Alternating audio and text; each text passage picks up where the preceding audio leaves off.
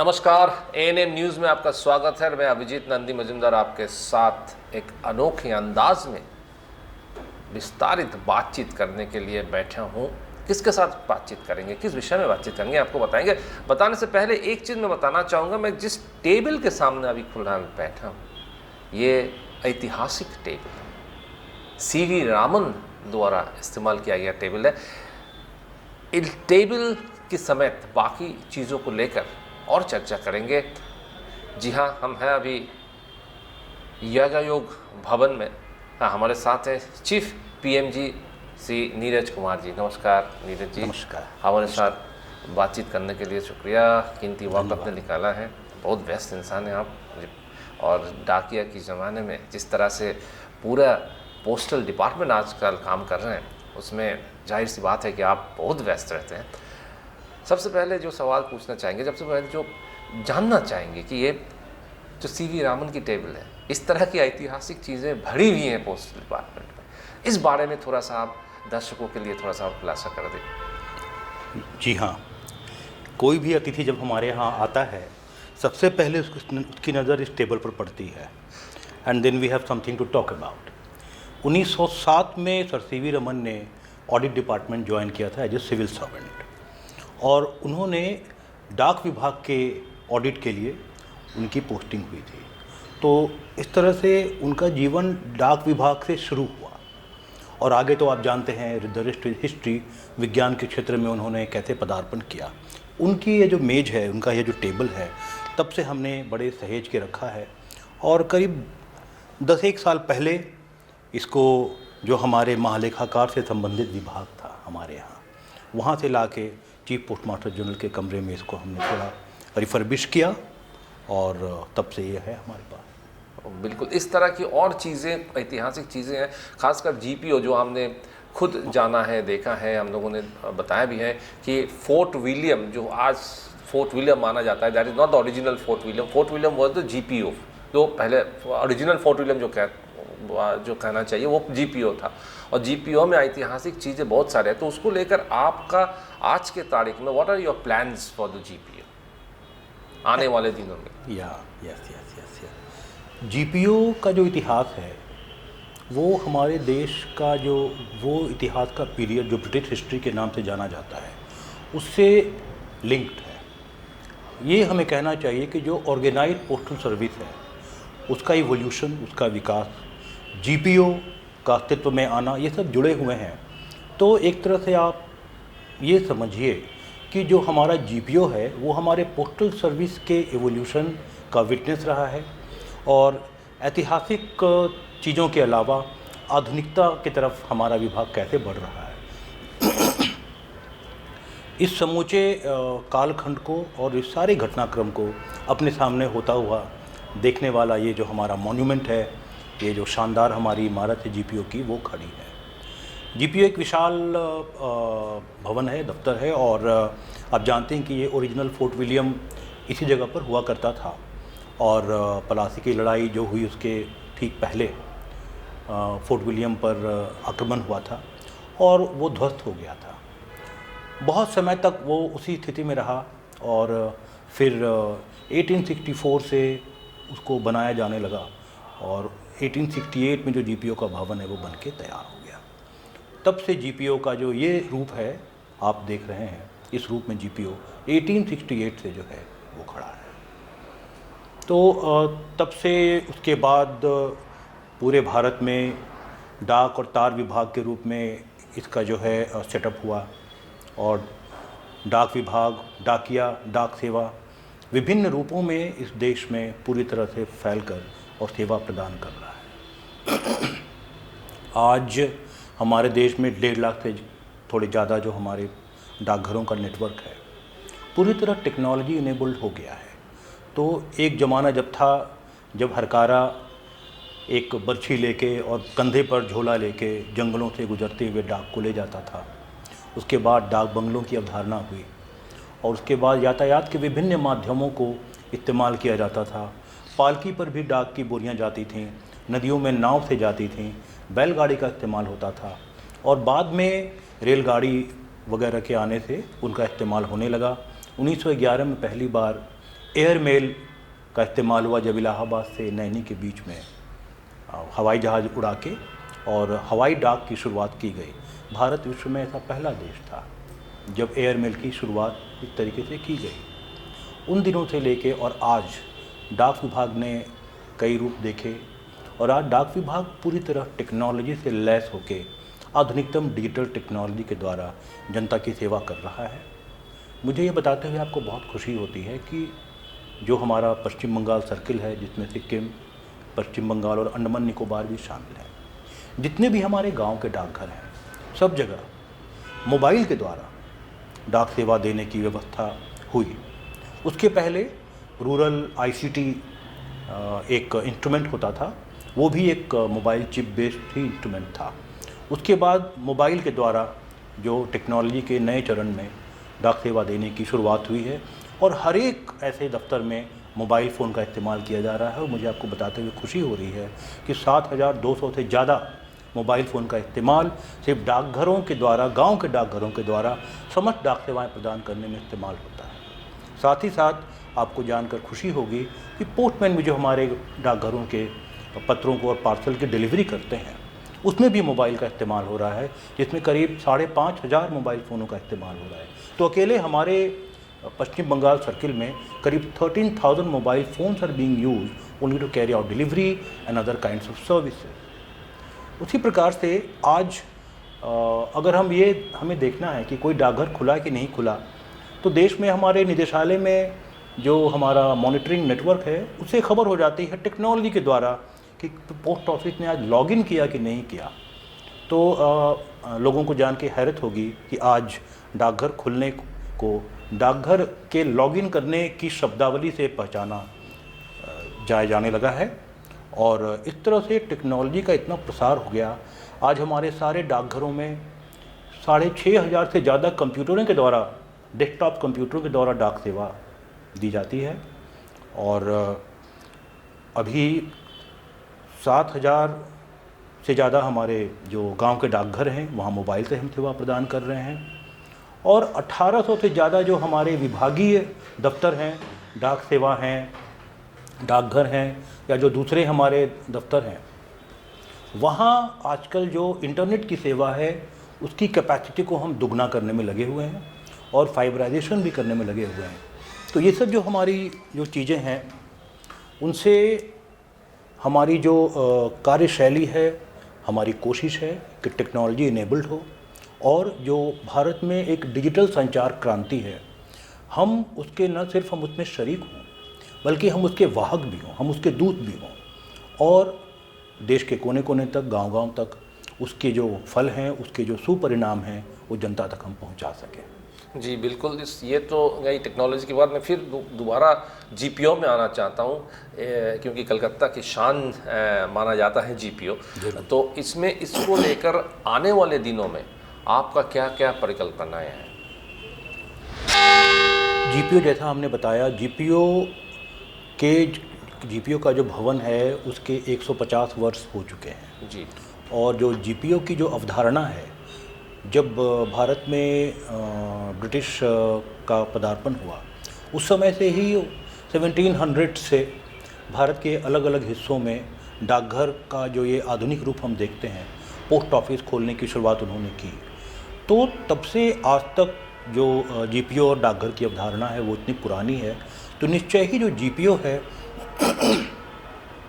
वो एक ऐतिहासिक संस्था है।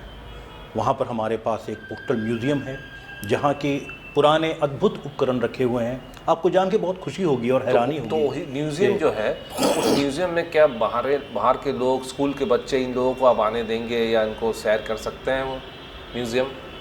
हाँ, ज़रूर ज़रूर। जीपीओ का जो म्यूज़ियम है, पोस्टल म्यूज़ियम, वो बाहर के लोगों के लिए खुला है। और मुझे खुशी है बताते हुए कि जो शौकिया हेरिटेज वॉक करने वाली जो हमारे नागरिक हैं, प्रबुद्ध नागरिक हैं, वो भी आते रहते हैं। और अनेक लोग जो इतिहास के उत्साही हैं या जो डाक टिकट कलेक्ट करने वाले हैं, जिनकी अभिरुचि डाकघर में है, और साथ ही जो कॉमन टूरिस्ट्स हैं जो आते हैं, वो हमारे पोस्टल म्यूज़ियम में आते हैं। और हमारा जो हमारी पोस्टल हिस्ट्री है, उसका बहुत अच्छा रिप्रेजेंटेशन है वहाँ पे। जी उसको बिल्कुल। देखते तो हैं। ये एक तरह से ये कहा जा सकता है कि जीपीओ को you will open to tourist भी कर सकते हैं आने वाले दिनों में, so that people can come in and also take a look at the wonderful artefacts of GPO. इसमें कोई संदेह नहीं कि GPO is a wonderful building. It's one of the most iconic and magnificent buildings of Kolkata. Not only Kolkata, it is one of the heritage buildings of our country. It is a heritage building. तो GPO का जो ये कि जो शानदार बनावट है, इसका डोम है, इसके कोरिंथियन पिलर्स हैं, तो ये आप दुनिया में जो अपने वेटिकन और सेंट पीटर्स जो कैथीड्रल है, जो जो अनेक इमारतें हैं, आपको उसकी सिमिलैरिटीज में दिखेगी। और तो इसका आर्किटेक्चर जो है, इसका जो साइज़ है, इसकी जो एक इसका जो पर्सोना है, ये अपने आप में इसकी विराटता को दिखाता है। जी। और साथ ही साथ जो डाकघर की गौरवशाली परंपरा है, जी उसको भी दर्शाता है। जी तो जीपीओ में लोग आते हैं, जीपीओ की खूबसूरती को निहारते हैं और देखते हैं। जी बिल्कुल। अब मैं दूसरा एक सवाल पूछना चाहूँगा कि आने वाले दिनों के लिए आपके सामने 3 टॉप प्रायोरिटीज़ क्या है? अगर 3-4 टॉप प्रायोरिटीज़ कहा जाए तो कमान संभालने के बाद आपने बहुत सारी चीज़ें की हैं, बहुत सारी चुनौतियों का सामना भी करना पड़ रहा है, मगर प्रायोरिटाइज़ के हिसाब से 3-5 चीज़ें क्या आप करना चाहेंगे? पश्चिम बंगाल जो हमारा डाक परिमंडल है, जिसमें हमारे 3 प्रांत हैं, सिक्किम है, पश्चिम बंगाल है और अंडमान निकोबार है। तीनों की अलग अलग विभिन्नताएं हैं। और पश्चिम बंगाल प्रांत स्वयं में एक विशाल प्रांत है और इसके अंदर भी काफ़ी कुछ विविधताएं हैं। इसकी अपनी इकोनॉमिक इसका नेचर है और सोशल नेचर है। उसी प्रकार से सिक्किम में एक हिमालयी हमारा क्षेत्र है। अंडमान निकोबार एक दूरस्थ क्षेत्र है जहाँ आदिवासी और अनेक लोगों की प्रधानता है और वहाँ कई हमारे द्वीप समूह हैं। तो इन सब को देखते हुए पश्चिम बंगाल की कमान, जो आप कहते हैं पश्चिम बंगाल की सेवा करने का अगर किसी को अवसर मिलता है, तो इसकी दोनों बातें हैं, चैलेंजिंग भी है और इट्स वेरी फुलफिलिंग। एक तरह से हम ये सोचें कि इतने बड़े प्रांत की डाक सेवा को सुचारू रूप से चलाने का जो अवसर है, उसको कैसे लोगों के हित में उसका उपयोग किया जाए। तो जैसा कि मैंने आपको कहा कि टेक्नोलॉजी का जो इम्प्लीमेंटेशन है वो भली भांति हो।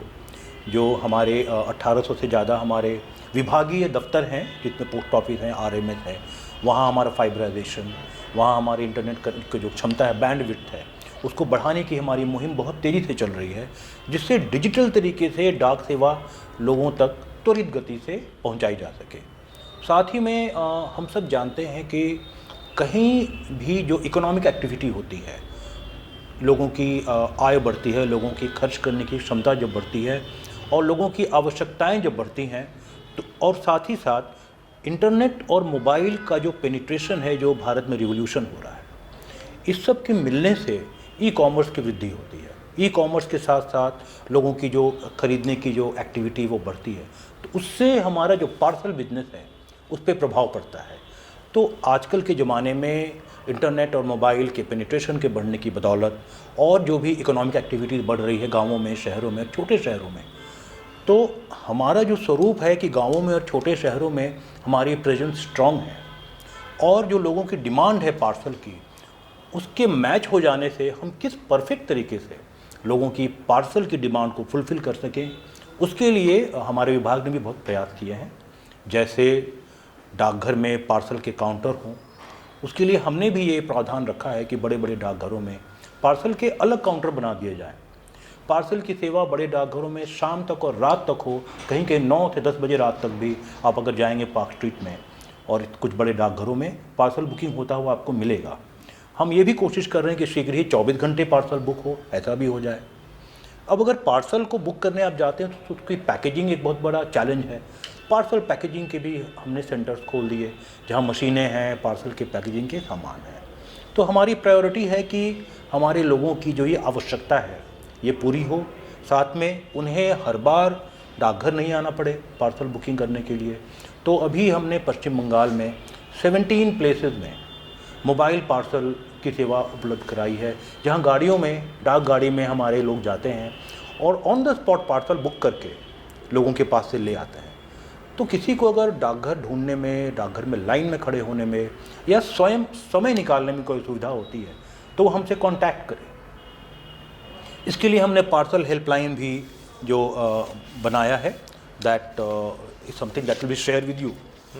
So you call on parcel helpline, our people will be contacting you, and most likely if you need, they'll be going to you and booking your parcel right at the same time. इसके अलावा हमारी भारत सरकार ने आयात निर्यात नीति में इसका ये प्रावधान किया कि डाकघर से निर्यात को बढ़ावा दिया जाए। और डाकघर से निर्यात की सुविधा तो थी, लेकिन सभी ज़िलों में कम से कम ज़िले में, हर जिला मुख्यालय में कम से कम ऐसा हो कि एक डाकघर जो है जिसको डाकघर के द्वारा निर्यात करने की सुविधाओं से लैस किया जाए, जहां उसके बारे में जानकारी, उसके बारे में डॉक्यूमेंटेशन करने में लोगों को हेल्प हो। इसको डाक निर्यात केंद्र की अवधारणा के रूप में लोगों के बीच में लाया गया। तो हमारे पश्चिम बंगाल सर्किल में भी 33 डाक निर्यात केंद्र हैं जहां से ये काम चल रहा है कि अगर कोई बडिंग एंटरप्रेन्योर है या कोई छोटा व्यवसायी है जो ये चाहता है कि उसका सामान दुनिया के कोने कोने में जाए, लेकिन एक्सपोर्ट करना एक बहुत सारी फॉर्मेलिटीज़ होती है। छोटा मोटा व्यवसायी एक्सपोर्ट हाउसेज से कांटेक्ट करे और शिपिंग एजेंट से कांटेक्ट करे, ये सब उसकी चैलेंजेस होती हैं। तो डाकघर निर्यात केंद्र में it is a post office. हमारा पोस्टल स्टाफ उनके पास जाके उनके लिए इंपोर्ट लाइसेंस जो है वो बनाने में हेल्प कर देता है, और जो एक्सपोर्ट के डॉक्यूमेंटेशन होते हैं वो बनवा देता है, और उसके बाद वो पार्सल बुक कर दे। उस पार्सल को उठा के हमारे यहाँ कलकत्ता में फॉरेन पोस्ट ऑफिस है। तो ये ना सिर्फ पार्सल बुकिंग नहीं, ये इंपोर्ट एक्सपोर्ट लाइसेंस के साथ साथ बाकी जितने सारे डॉक्यूमेंटेशन है, सब कुछ डाक कर्मियों ने छोटे व्यवसायियों को मदद करेंगे, यही वो कहना है। बिल्कुल, एब्सोल्युटली। तो ये हमारी ये मंशा है, हमारे ये गोल है कि एक्सपोर्ट के लिए अधिक से अधिक जो उद्यमी हैं, एमएसएमई जितने भी जो लोग हैं एक्सपोर्ट करना चाहते हैं अपने सामान का, जिसका पार्सल करना पॉसिबल है, उसके लिए हम हैं। तो डाक निर्यात केंद्र की यही अवधारणा है। तो ये हम लोगों की प्रायोरिटी है। इस तरह से जो चीज़ें हैं इसमें हमारा प्रयास चल रहा है। जी बिल्कुल, बहुत बड़ी बात आपने कही है। 24 घंटा parcel booking, it's itself is a major सुविधा जो आप लोगों के लिए आप आगे ला रहे हैं। साथ ही साथ उद्योग के लिए, छोटे उद्योग के लिए इंपोर्ट एक्सपोर्ट लाइसेंस से लेकर सब कुछ मदद करना, डॉक्यूमेंटेशन मदद करना, ये एक बड़ी चुनौती है छोटे व्यवसाय के लिए, जो आपने जो सुविधाएं इनके लिए लाए। धन्यवाद नीरज जी, आप हमारे साथ ये बड़े चीज़ें शेयर करने के लिए, खासकर जीपीओ के बारे में बातचीत करने के लिए। और इस तरह की उद्योग हमेशा लोगों के लिए इट्स वेरी वेल मीनिंग रहता है, और लोग, जाहिर सी बात है कि लोग इसमें सुविधाओं का उपलब्ध और आनंद उठाएंगे। जरूर, थैंक यू। नमस्कार, आप देखते रहिए एएनएम न्यूज़, और आने वाले दिनों में भी इस तरह की बहुत सारे इंटरेस्टिंग इंटरव्यूज देके आपके सामने हम लोग पेश आएंगे। नमस्कार।